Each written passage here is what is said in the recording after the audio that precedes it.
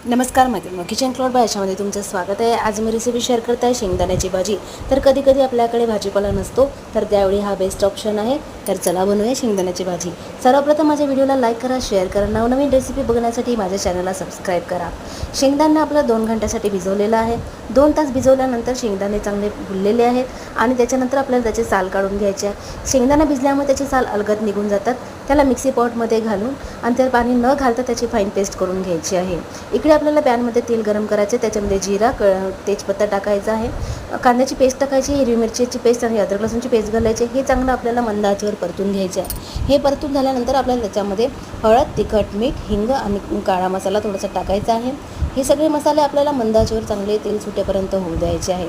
सोबतच आपल्याला याच्यामध्ये टोमॅटोची पेस्ट पण घालायची आहे, ती चांगली आपल्याला तेल सुटेपर्यंत चांगली होऊ द्यायची आहे आणि याच्यामध्ये आपल्याला ती झाकून ठेवायची आहे। त्याच्यामध्ये टाकल्यानंतर आपल्याला हे टोमॅटोची पेस्ट टाकल्यानंतर झाकून ठेवल्यानंतर मंद आचेवर आपल्याला त्याला होऊ द्यायचं आहे आणि मग याच्यामध्ये आपल्याला शेंगदाण्याची पेस्ट टाकायची आहे।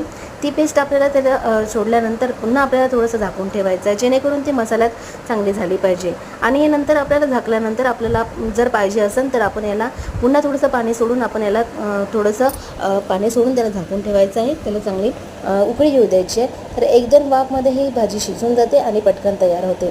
तर रेडी आहे शेंगदाण्याची भाजी। थँक्यू।